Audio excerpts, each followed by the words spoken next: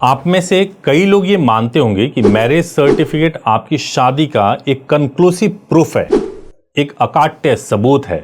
लेकिन क्या ये वाकई आपकी शादी की वैलिडिटी की गारंटी है?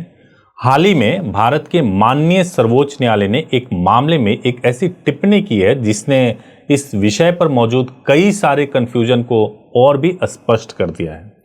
न्यायालय ने साफ किया है कि यदि एक फंडामेंटल रिक्वायरमेंट पूरी नहीं हुई है तो आपका मैरिज रजिस्ट्रेशन सर्टिफिकेट भी लीगली इनवैलिड हो सकता है। कल्पना कीजिए, आपने विवाह किया, एक समारोह भी आयोजित किया, अपने रजिस्ट्रार ऑफिस में जाकर के आपने मैरिज को रजिस्टर भी करवा लिया है, आपको एक सरकारी प्रमाण पत्र भी मिल गया है और आप निश्चिंत हो गए। पर क्या हो अगर मैं कहूं कि कानून की नजर में in the I of law शायद ये विवाह संपन्न ही नहीं हुआ। आज इस वीडियो में मैं हिंदू मैरिज एक्ट 1955 के उन्हीं प्रोविजंस का विश्लेषण करूंगा जो यह निर्धारित करते हैं कि आपका विवाह वास्तव में, आपकी शादी या आपका कोर्ट मैरिज वास्तव में लीगल है या नहीं लीगल है। हम हिंदू मैरिज एक्ट के सेक्शन 5, 7 और 8 के प्रोविजंस का एनालिसिस करेंगे, क्योंकि यही वो प्रोविजंस होते हैं जो हिंदू विवाह की नींव होती है। यदि आप विवाहित हैं या विवाह करने वाले हैं, शादी करने वाले हैं, कोर्ट मैरिज करने वाले हैं, तो यह वीडियो आपके लिए काफी इंपॉर्टेंट हो सकता है। नमस्कार, लीड इंडिया के इस वीडियो में आपका स्वागत है। मैं हूं एडवोकेट सुभाष सिंह। देखिए, हिंदू मैरिज एक्ट 1955 एक कॉम्प्रिहेंसिव लेजिस्लेशन है जो यह तय करता है कि कौन, किससे और किस प्रक्रिया से शादी कर सकता है। यह कानून न केवल हिंदुओं पर बल्कि बौद्ध, जैन और सिख धर्म के जो भी फॉलोअर्स होते हैं उन पर लागू होता है। इस एक्ट के 3 प्रमुख सेक्शंस काफी इंपॉर्टेंट है, सेक्शन 5, सेक्शन 7 एंड सेक्शन 8। यही 3 सेक्शन है जो मिलकर एक वैलिड मैरिज की रूपरेखा तैयार करते हैं। सेक्शन 5 विवाह के एसेंशियल्स कंडीशन को प्रिस्क्राइब करता है। सेक्शन 7 सेरेमनीज यानी रस्मों के बारे में बात करता है और सेक्शन 8 रजिस्ट्रेशन की प्रक्रिया से संबंधित होता है। अक्सर लोग सेक्शन 8 यानी रजिस्ट्रेशन को ही सर्वोपरि मान लेते हैं। ये सही भी होता है, लेकिन सेक्शन 5 और 7 को उतनी गंभीरता से नहीं लेते और यहां सबसे बड़ा कानूनी भूल हो जाता है। इसी कारण से कई वर्षों के कोहेबिशन यानी शारीरिक संबंध के बाद भी कई विवाहों को वैध नहीं माना गया, उस पर प्रश्न चिन्ह लग गया। तो चलिए एक एक करके इन सेक्शन के लीगल इंग्रेडिएंट्स को समझते हैं। तो सबसे पहले सेक्शन में, सबसे पहले भाग में मैं आपको बताऊंगा कि विवाह की 5 शर्तें होती हैं और इन 5 शर्तों को जो बताया गया है वो हिंदू मैरिज एक्ट के सेक्शन 5 में बताया गया। सबसे पहले हम सेक्शन 5 का विवेचना करेंगे।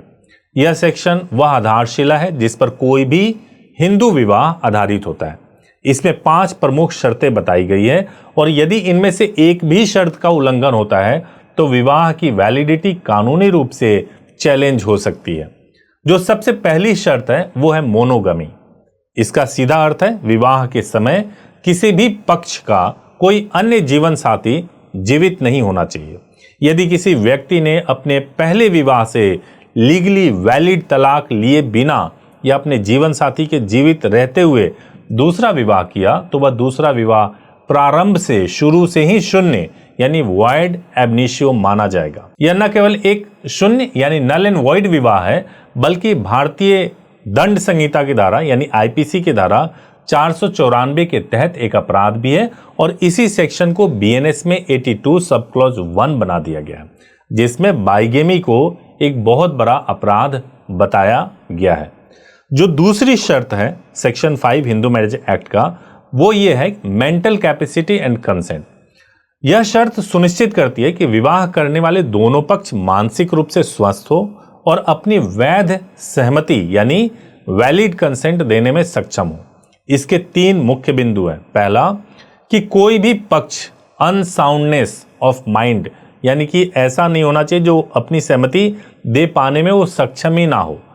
एक और बात है कि मान लीजिए कि वो सहमति देने में सक्षम हो लेकिन उसे इस प्रकार का मानसिक बीमारी हो गया है या कोई मानसिक विकार हो गया है जो संतान को उत्पत्ति करने में यानी प्रोक्रिएशन ऑफ चिल्ड्रन के लिए अयोग्य बनाता हो या उस पे पागलपन या उन्माद जैसी चीजें हों, तो इस तरीके के कंडीशन में भी विवाह को नल एंड वॉइड कराया जा सकता है और ये वैलिड नहीं होता। लेकिन एक और बात बताता हूं, इसका उद्देश्य यह सुनिश्चित करना है कि कोई भी व्यक्ति दबाव में या बिना सोचे समझे इस शादी के बंधन में ना बंधे।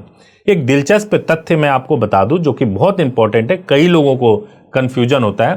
पहले एपिलेप्सी जो है एक तरीके से, यानी एपिलेप्सी मतलब मिर्गी, पहले जो है इसको भी एक आधार बनाया गया था कि अगर किसी को होगा तो उसको भी कानूनी रूप से वॉइड मैरिज माना जाएगा। लेकिन संशोधन करके अब इसको हटा दिया गया है, अगर एपिलेप्सी है तो भी शादी वैलिड होती है। और जो तीसरी शर्त होती है, जो बहुत जरूरी शर्त होती है, सबको मालूम भी होता है, विवाह की कानूनी उम्र यानी लीगल एज ऑफ मैरिज। सबको मालूम होता है कि कानून के अनुसार विवाह के समय ग्रूम की जो आयु न्यूनतम यानी मिनिमम 21 वर्ष और ब्राइड की जो आयु है वो 18 वर्ष होनी चाहिए। इसका उल्लंघन करने पे बाल विवाह की श्रेणी में आपकी शादी आएगी और यह एक दंडनीय अपराध है। हालांकि यहाँ एक महत्वपूर्ण कानूनी बारीकी यह है कि आयु की शर्त का उल्लंघन होने पर विवाह स्वतः शून्य नहीं होता, बल्कि इसको शून्य कराना पड़ता है। इसका अर्थ यह है कि जो पक्ष विवाह के समय अवयस्क था यानी माइनर था, वह वयस्क होने के बाद से उस विवाह को रद्द करवाने के विकल्प को चुन सकता है। यानी जैसे बालिग हो गया उसके 2 साल के अंदर उसको अपनी शादी को रद्द करवाना होता है। और एक चौथा जो शर्त होता है जो बहुत सारे लोग पूछते हैं, प्रोहिबिटेड रिलेशनशिप यानी निषिद्ध संबंधों में आप शादी नहीं कर सकते। हिंदू कानून कुछ निकट संबंधों जिन्हें डिग्री ऑफ प्रोहिबिटेड रिलेशनशिप कहा जाता है में विवाह की अनुमति नहीं देता। इसमें सीधे वंशज जैसे पिता पुत्री, माता पुत्र या भाई बहन, चाचा भतीजी, मामा भांजी जैसे संबंध शामिल होते हैं। यदि ऐसे किसी संबंध में विवाह होता है तो यह कानूनन अमान्य होता है।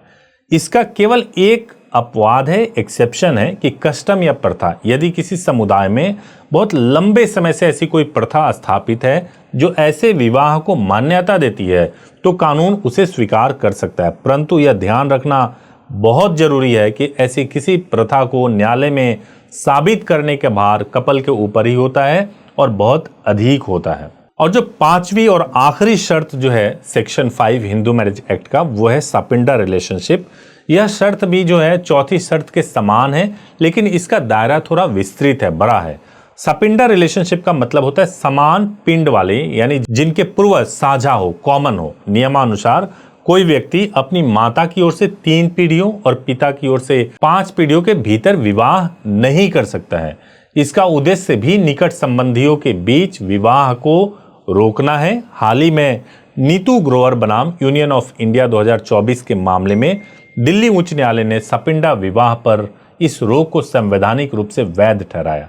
न्यायालय ने कहा कि विवाह के लिए साथी चुनने की स्वतंत्रता को रेगुलेट किया जा सकता है। किसी प्रथा को साबित करने के लिए बहुत मजबूत साक्ष्यों की आवश्यकता होती है। तो ये थी सेक्शन 5 की 5 एसेंशियल कंडीशंस। यदि आप इन सभी को पूरा करते हैं तो आपने पहली और सबसे बड़ी कानूनी बाधा पार कर ली है। लेकिन कहानी यहीं समाप्त नहीं होती। अब आता है वह पार्ट जहां अधिकांश लोग भ्रमित हो जाते हैं और ये बहुत इंपॉर्टेंट है, ध्यान से समझिएगा। अब मैं बात करने जा रहा हूं हिंदू मैरिज एक्ट के सेक्शन 7 और 8 के बारे में। मान लीजिए आपने सेक्शन 5 के सभी शर्तों को पूरा कर लिया है, अब आप विवाह के लिए तैयार हैं। लेकिन कुछ मित्रों और परिवार के समक्ष एक दूसरे को माला पहना करके या सीधे मैरिज रजिस्ट्रार के कार्यालय में जाकर के या केवल आर्य समाज में जाके माला पहना करके अगर आप रजिस्ट्रार के पास जाएंगे और वहां पे मैरिज रजिस्टर्ड करवा लें और वो आपको रजिस्ट्रेशन सर्टिफिकेट जारी भी कर दें, तब भी आपका विवाह लीगली सही नहीं होता है। यहीं पे सुप्रीम कोर्ट ने हाल ही में एक बहुत ही इंपॉर्टेंट प्रिंसिपल को बताया है, और क्या है उसके बारे में मैं बताऊंगा। इसी के साथ मैं आपको सेक्शन 7 भी बताता हूं। हिंदू मैरिज एक्ट का सेक्शन 7 यह कहता है कि एक हिंदू विवाह तभी संपन्न यानी सोलमलाइज्ड माना जाएगा जब उसे किसी एक पक्ष के कस्टमरी रिट्स एंड सेरेमनीज के अनुसार किया गया हो। इसमें आगे यह भी स्पष्ट किया गया है कि जहां इन रस्मों में सप्तपदी यानी पवित्र अग्नि के समक्ष 7 फेरे लेना शामिल है, तो विवाह 7वें फेरे के पूरा होने पर ही पूर्ण और बाध्यकारी कंप्लीट एंड बाइंडिंग माना जाएगा। इसका अर्थ यह है कि हिंदू विवाह केवल एक कॉन्ट्रैक्ट नहीं है, यह एक संस्कार है और इस संस्कार की पूर्ति के लिए पारंपरिक रस्मों का होना अनिवार्य है। यदि आपके समुदाय में सप्तपदी का रिवाज है तो उसके बिना आपका विवाह नहीं माना जाएगा, भले ही आपके पास रजिस्ट्रेशन सर्टिफिकेट क्यों ना हो। अब मैं आपको एक केस भी बता देता हूं। डॉली रानी बनाम मनीष कुमार चंचल 2024 का ही केस है। सुप्रीम कोर्ट ने डॉली रानी बनाम मनीष कुमार चंचल के मामले में इसी प्रिंसिपल पर बल दिया है। इस केस में 2 कमर्शियल पायलटों ने एक संस्था से मैरिज सर्टिफिकेट प्राप्त कर लिया था। उसके आधार पर उन्होंने विवाह रजिस्टर भी करा लिया था, लेकिन उनके बीच कभी भी पारंपरिक हिंदू रीति रिवाज से जैसे कि सप्तपदी संपन्न नहीं हुए थे। जब उनके बीच विवाद बढ़ा तो ये मामला गया सुप्रीम कोर्ट यानी एपेक्स कोर्ट में, और वहां पर सुप्रीम कोर्ट ने बहुत ही स्पष्ट तरीके से कहा कि केवल नाच गाने और खाने पीने का अवसर नहीं है ये शादी, बल्कि एक पवित्र संस्कार है जिसे गंभीरता से लिया जाना चाहिए। कोर्ट ने कहा यदि सेक्शन 7 के तहत आवश्यक रस्में नहीं निभाई गई है तो केवल रजिस्ट्रेशन सर्टिफिकेट के आधार पर किसी विवाह को वैध नहीं माना जा सकता। कोर्ट ने कहा कि रजिस्ट्रेशन पहले से हो चुके एक वैध विवाह को साबित करने की सुविधा देता है, to facilitate the proof of marriage, एक तरीके से वो देता है, और यह अपने आप में एक अधूरी प्रक्रिया को वैध नहीं बना सकता। सीधे शब्दों में रजिस्ट्रेशन विवाह का सबूत है, विवाह का जरिया नहीं है। अब लास्ट में मैं आपको बताने जा रहा हूं फिर सेक्शन 8 यानी रजिस्ट्रेशन का क्या उद्देश्य है, कराना चाहिए नहीं कराना चाहिए। बहुत सारे वीडियो में बोला है कि अगर आप कोर्ट मैरिज कर रहे हैं तो आपको मैरिज करने के बाद से मैरिज रजिस्ट्रेशन कराना चाहिए। तो अब मैं आपको जल्दी से समझाने जा रहा हूं कि हिंदू मैरिज एक्ट के सेक्शन 8 यानी रजिस्ट्रेशन का वास्तविक जो उद्देश्य है वो ये है कि जैसा कि सर्वोच्च न्यायालय ने स्पष्ट किया कि इसका उद्देश्य विवाह के प्रमाण को और सुगम इजी बनाना है। एक marriage certificate, passport, visa, bank में ज्वाइंट अकाउंट खुलवाने या सक्सेशन जैसे मामलों में एक ठोस और निर्णायक सबूत, कंक्लूसिव एविडेंस का काम करता है।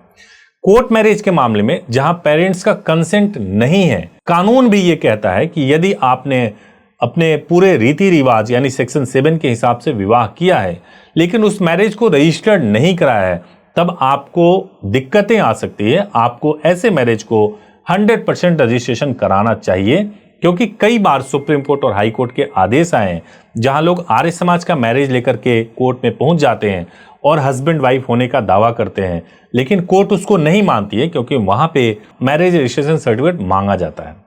यदि आपके मन में इस विषय को लेकर कोई प्रश्न है तो नीचे कमेंट्स में पूछें, हम उत्तर देने का, आंसर करने का पूरा प्रयास करेंगे। यदि आपको यह लीगल एनालिसिस आपको उपयोगी लगा हो तो वीडियो को जरूर लाइक करें, हमारे चैनल को सब्सक्राइब करना ना भूलें। यदि आप कानून से जुड़ी हुई ऐसी महत्वपूर्ण जानकारी चाहते हैं तो जरूर हमारे साथ जुड़े रहें। Thank you so much for watching this video. Thank you so much.